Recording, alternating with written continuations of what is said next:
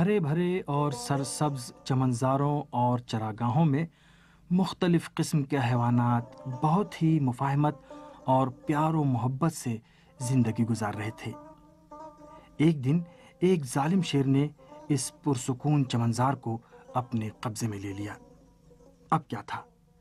حیوانوں کی زندگی جہنم بن گئی۔ ان کی زندگیاں خوف و ہراس میں گزر رہی تھیں۔ شیر ہر روز ان میں سے ایک جانور کو کھا جاتا۔ ایک رات سارے حیوان ایک جگہ جمع ہوئے تاکہ کوئی راہ حل تلاش کر سکیں اور ان کی زندگی میں چین و سکون دوبارہ لوٹ سکے۔ سبھی جانور کافی دیر تک کسی راہ حل تک پہنچنے کے لیے آپس میں صلاح و مشورہ کرتے رہے اور آخر میں ایک بوڑھے خرگوش نے اپنی بات شروع کی۔ اس نے کہا، ہم لوگ چین و سکون کی زندگی گزار سکیں، اس کے لیے ایسا کام کریں کہ شیر ہم لوگوں سے راضی رہے۔ آؤ ہم لوگ اس سے ایک معاملہ کرتے ہیں، اور وہ یہ ہے کہ وہ ہم لوگوں کا پیچھا کرنا چھوڑ دے اور اس کے بدلے میں ہم لوگوں میں سے کوئی ایک ہر روز خود سے اس کے پاس چلا جائے تاکہ وہ اپنا پیٹ بھر سکے۔ اس طرح ہم خود جنگل کے بادشاہ کے شکار کا انتخاب کریں گے۔ وہ شیر کے پاس چلا جائے گا۔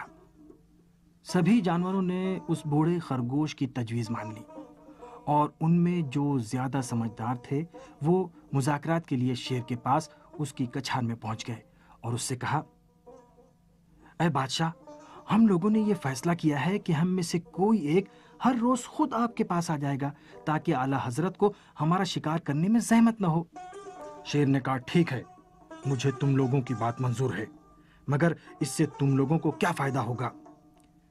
جانوروں نے جواب دیا، آپ جیسے عظیم سلطان کی خوشنودی ہی ہمارے لیے سب سے بڑا انعام ہوگا۔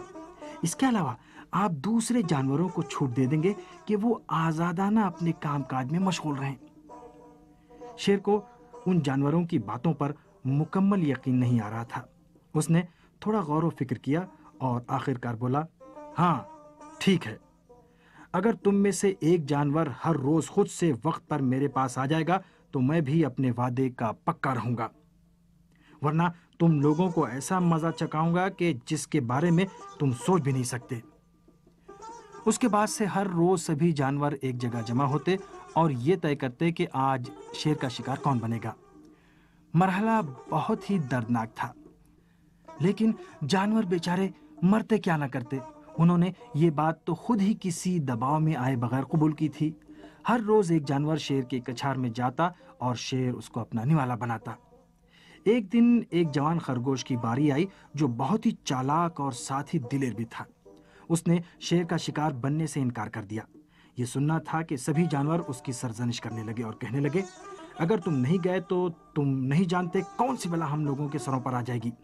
اگر شیر کو اپنے شکار کے لیے انتظار کرنا پڑا تو وہ برہم ہو جائے گا اور اپنے سارے عہد و پیمان توڑ کر ہم پر ٹوٹ پڑے گا۔ لیکن خرگوش اپنے کو قربان کرنے پر تیار نہیں تھا۔ وہ ایسی باتیں کر رہا تھا کہ گویا شیر کو نیست و نابود کر دے گا۔ جوان خرگوش کی باتیں سن کر سارے جانور قہقہا مار کر ہنسنے لگے اور کہنے لگے، کیا بک رہے ہو؟ بڑے بڑے جانور اور ہاتھی تک تو اس شیر سے ڈرتے ہیں اور اپنا راستہ بدل دیتے ہیں، اور تم اس کا مقابلہ کرنے کی بات کرتے ہو؟ لیکن خرگوش نے اصرار کرتے ہوئے کہا کہ مجھے تھوڑا سا وقت دے دو، پھر تم لوگ دیکھنا کہ کس طرح اس ظلم سے تم سب کو آزاد کراتا ہوں۔ جانوروں نے پوچھا، وہ کس طرح سے؟ لیکن جوان خرگوش نے اپنا منصوبہ کسی کو نہیں بتایا۔ دوسری طرف شیر غصے اور بھوک سے دیوانہ ہوا جا رہا تھا۔ ایسا پہلی بار تھا جب اس کا شکار وقت پر نہیں پہنچا تھا۔ وہ اب سمجھ گیا تھا کہ جانوروں نے اپنا وعدہ توڑ دیا ہے۔ شیر نے فیصلہ کر لیا کہ اب جانوروں کو سبق سکھائے گا، لیکن خرگوش کسی جلد بازی کا مظاہرہ کیے بغیر بہت ہی اطمینان کے ساتھ شیر کے کچھار کے قریب پہنچا۔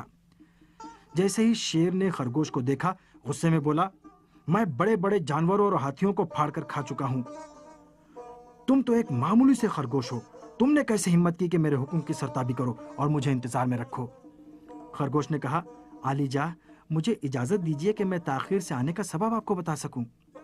ہوا یہ کہ چونکہ میں آپ کے لیے معمولی سا جانور تھا اور مجھے کھا کر شاید آپ کا پیٹ نہ بھرتا، اس لیے جانوروں نے میرے ساتھ ایک اور خرگوش کو آپ کے پاس بھیجا۔ مگر راستے میں ایک اور شیر ہم لوگوں کا شکار کرنے کے لیے ہم پر جھپٹ پڑا۔ میں تو فرار کرنے میں کامیاب ہو گیا، لیکن میرا دوست جو مجھ سے بھی موٹا اور تندرست تھا وہ اس کے پنجے میں آ گیا اور اس شیر نے اس کو اپنا نوالا بنا ڈالا۔ شیر کو یہ ماجرا سن کر بہت زیادہ تعجب ہوا۔ اس نے کہا کہ یہ کس شیر کی ہمت ہوئی جس نے میرے کام میں مداخلت کی؟ کہاں ہے وہ؟ مجھے اس کا پتہ بتاؤ۔ خرگوش شیر کو لے کر ایک کنویں کے دہانے پر پہنچا اور وہیں ٹھہر گیا اور آگے جانے سے منع کر دیا۔ سرکار، مجھے ڈر لگ رہا ہے، جس شیر کے بارے میں آپ سے کہا تھا وہ اسی کنویں میں رہتا ہے۔ شیر نے کہا، آگے بڑھو، اچھی طرح دیکھو، یہیں پر ہے۔ خرگوش نے کہا، مجھے اکیلے خوف محسوس ہو رہا ہے، دیکھیے میرا چہرہ ہمارے خوف کے پیلا پڑ گیا ہے۔ شیر نے کہا، ٹھیک ہے، آؤ ساتھ میں چلو۔ شیر نے خرگوش کو اپنی پیٹھ پر بٹھایا اور کنویں میں جھانک کر دیکھا۔ اس نے پانی کے اندر اپنا اور خرگوش کا عکس دیکھا۔ وہ سمجھا کہ اس کا حریف اس کے شکار کو پھاڑ کر کھانے جا رہا ہے۔ فوراً خرگوش کو زمین پر اتارا اور اپنے حریف پر حملہ کرنے کے لیے کنویں میں کود پڑا۔ یہ ہے ان لوگوں کا انجام جو دشمنوں کی باتوں میں آتے ہیں۔ شیر اس کنویں میں گر گیا اور مر گیا۔